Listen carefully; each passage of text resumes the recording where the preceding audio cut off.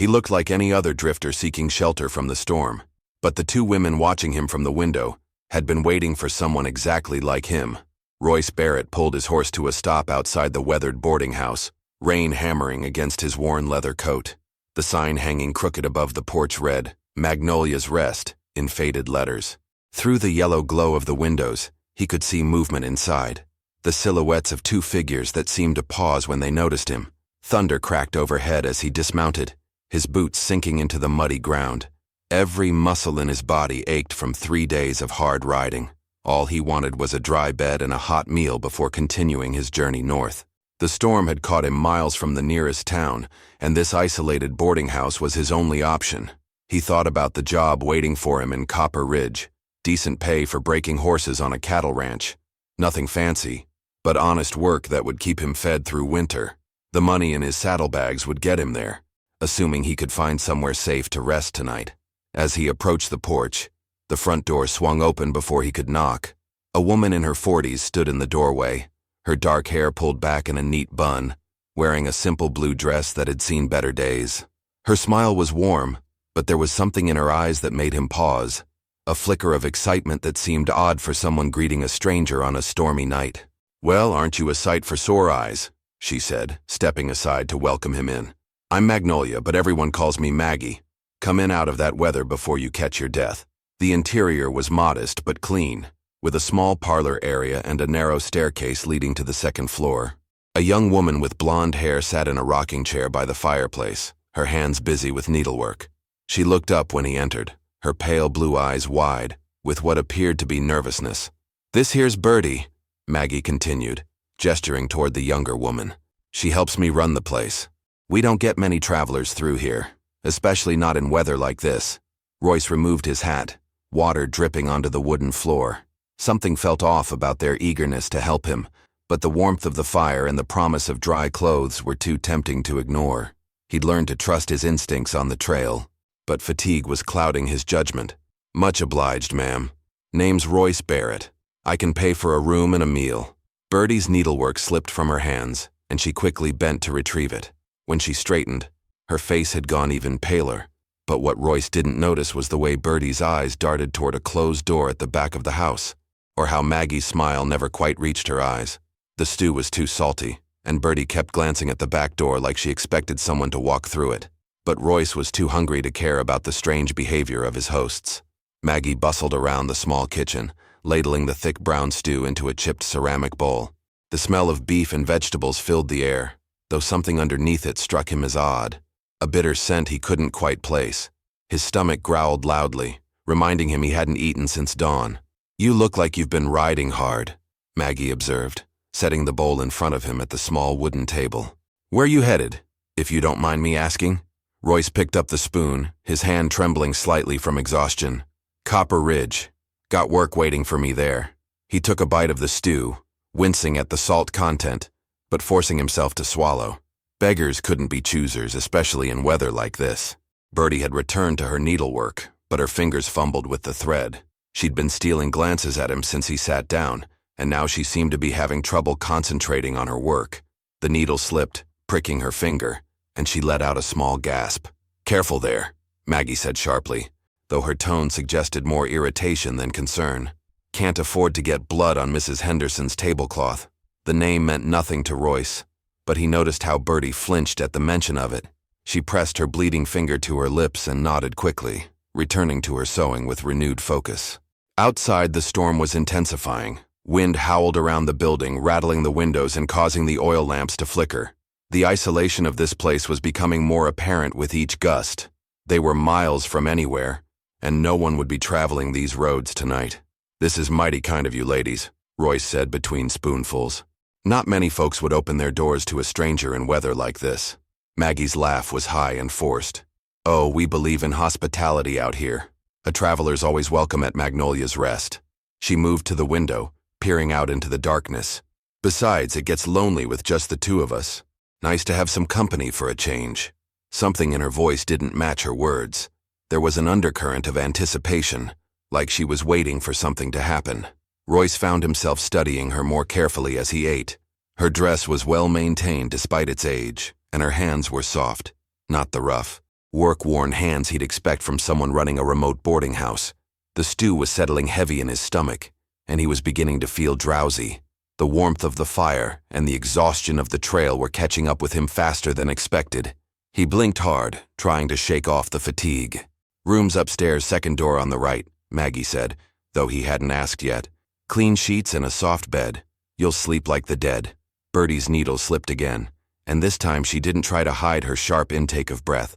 But as Royce pushed back from the table, his legs felt strangely unsteady, and he couldn't shake the feeling that sleep might be the last thing he should be thinking about right now.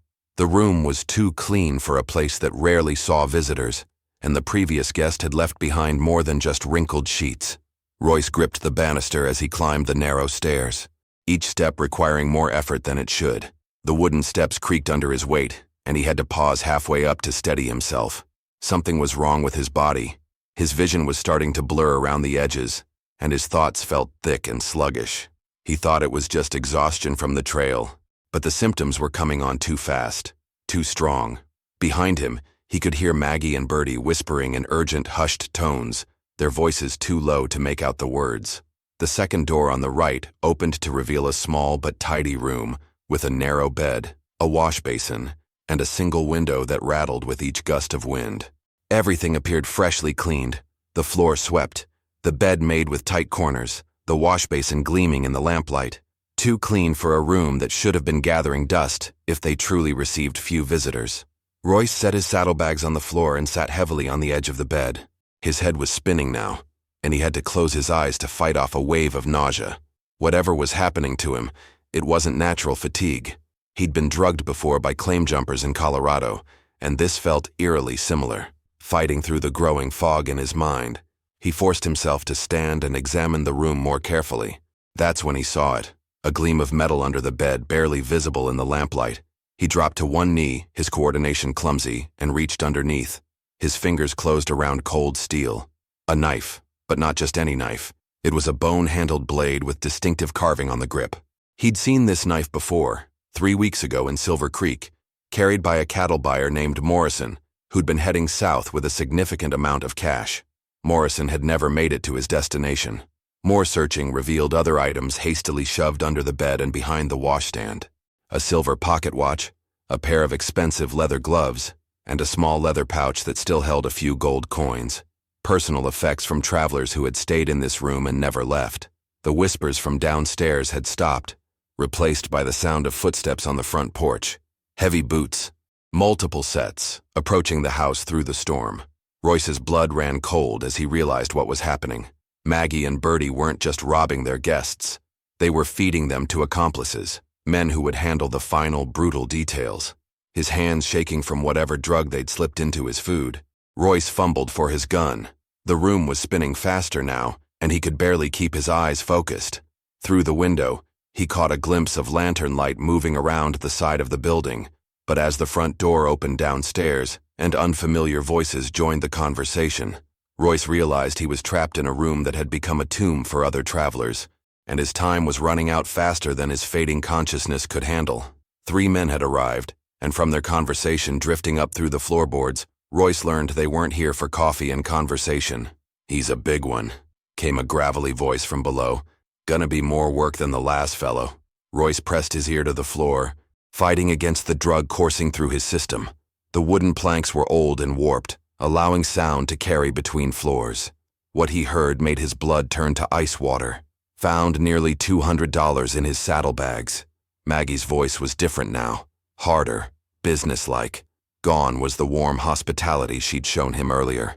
Plus whatever he's got on his person, not bad for a night's work. A different man spoke up, younger sounding. "What about the girl? She's getting jumpy again. Nearly stuck herself with that needle twice tonight." "Bertie knows what happens if she causes problems," Maggie replied coldly.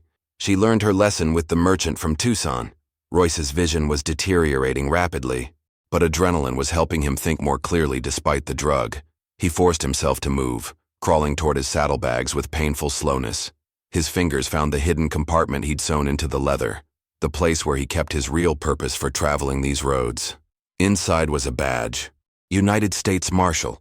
He'd been tracking this very operation for 3 months, following reports of missing travelers along this route. Morrison, the cattle buyer whose knife was under the bed, had been carrying information about suspected safe houses. This boarding house had been on the list. The floorboards creaked as heavy footsteps climbed the stairs. Royce managed to get his gun clear of its holster, though his hands were shaking so badly he could barely grip it. The room was tilting sideways, and he had to brace himself against the wall to remain upright. "Should be out cold by now," the gravelly voice was saying. "Maggie's special recipe works fast." But Royce had built up a tolerance to certain substances during his years of undercover work. The drug was affecting him, but not as quickly or completely as they expected. It was his only advantage, and a slim one at that. The door handle turned slowly. Through his blurred vision, Royce could see the brass knob rotating. He positioned himself behind the door, knowing he'd only get one chance. His coordination was shot, but desperation was a powerful motivator. The door swung open and a large man stepped into the room, lantern in one hand and a length of rope in the other. Behind him, a second figure waited in the hallway. They were expecting to find an unconscious victim, not an armed and aware target. "Where the hell?" the big man started to say as he noticed the empty bed. Royce struck with all the strength he could muster, bringing the gun down hard on the back of the man's skull. The lantern crashed to the floor, oil spreading across the wooden planks as flames began to lick at the dry boards. The second man in the hallway shouted an alarm, and suddenly the house erupted in chaos. Footsteps pounded on the stairs, voices called out orders, and the smell of smoke began to fill the air. But as Royce staggered toward the window, his legs finally giving out beneath him, he realized the fire spreading across the floor might be his salvation or his death sentence. And right now it was impossible to tell which. The flames were spreading faster than the men could reach him, but Royce's escape plan was about to become a death trap. Smoke filled the room as the spilled oil fed the fire across the old wooden floor. Royce crawled toward the window, his body betraying him with each movement. The drug was winning its battle against his consciousness, but the heat and smoke were forcing him to stay alert. Behind him, he could hear men shouting and boots thundering up the stairs. "The whole place is going up," someone yelled from the hallway. "Get him out before we lose everything." But the fire was creating a barrier between Royce and his pursuers. The flames had caught the bedsheets and were climbing the walls with hungry intensity. Through the growing smoke, he could see orange light dancing across the ceiling as the blaze found new fuel in the old timber. Using the wall for support, Royce hauled himself to his feet and fumbled with the window latch. His fingers felt thick and clumsy, barely able to work the simple mechanism. The glass was hot to the touch, warmed by the fire spreading through the room. Below, he could see the porch roof, a 12-foot drop to wooden shingles, then another drop to the muddy ground. The window finally gave way, swinging open to let in a rush of cold, rain-soaked air. The storm was still raging, but the fresh air helped clear some of the fog from his mind. He could hear voices below, more men gathering around the building, probably to catch him if he tried to escape this way. "He's at the window," Bertie's voice cut through the night from somewhere below. "Don't let him get away." But as Royce prepared to climb through the window, he heard something that made him pause. Behind the shouting and crackling of flames, there was another sound, a woman crying. Not Maggie's voice, but Bertie's, and she wasn't crying from fear or excitement. These were sobs of genuine anguish. "Please," she was calling out, "I never wanted this. They made me do it. They have my sister." The revelation hit Royce like a physical blow. Bertie wasn't a willing participant in this operation. She was being coerced. The nervous behavior, the fumbling with her needlework, the way she'd flinched when Maggie spoke sharply to her. She was as much a victim as the travelers who died in this room. Flames were now licking at the doorframe, and the heat was becoming unbearable. Royce could see figures moving in the hallway through the smoke, but the fire was keeping them at bay for now. He had to make a choice: escape through the window and leave Bertie to whatever fate awaited her, or try to help someone who might be the key to bringing down this entire operation. But as a burning beam crashed down behind him, blocking the doorway completely, Royce realized his choice was being made for him, and the window was looking less like an escape route and more like his only chance at survival. The porch roof held his weight for exactly 3 seconds before the rotted shingles gave way, sending him crashing into the mud below. Royce hit the ground hard, his shoulder taking the brunt of the impact. Pain shot through his body, but the cold rain and shock of the fall were helping to burn through some of the drug's effects. He could think more clearly now, though his coordination was still compromised. Around him, men were shouting orders and running toward his position. Rolling behind a water barrel, He tried to assess the situation. The boarding house was fully engulfed now, flames shooting from the upstairs windows and licking at the roof. In the orange glow of the fire, he could see at least 4 men moving around the building, the 2 who'd come upstairs, plus others who must have been waiting outside. But where were Maggie and Bertie? Through the chaos, he spotted them near the back of the house. Maggie was dragging Bertie away from the building, the younger woman struggling against her grip. Even from a distance, Royce could see that Bertie was fighting to get away, not from the fire, but from Maggie herself. "Stop fighting me, you little fool." Maggie's voice carried over the noise of the storm and crackling flames. "We need to get to the horses before this whole place comes down." A gunshot rang out, and splinters exploded from the water barrel inches from Royce's head. One of the men had spotted him. He returned fire, though his aim was off due to the lingering effects of the drug. The shot went wide, but it bought him a few seconds to move to better cover behind a woodpile. The fire was spreading to other buildings now, a small barn and what looked like a storage shed. Whatever operation they were running here, it was being consumed by the flames Royce had accidentally started. Years of evidence, along with the belongings of countless victims, were turning to ash. Through the smoke and confusion, he heard Bertie scream. Not from fear, but from pain. Maggie had struck her, hard enough to drop the young woman to her knees in the mud. The older woman was shouting something about teaching lessons and knowing one's place. That's when Royce understood the full scope of what was happening here.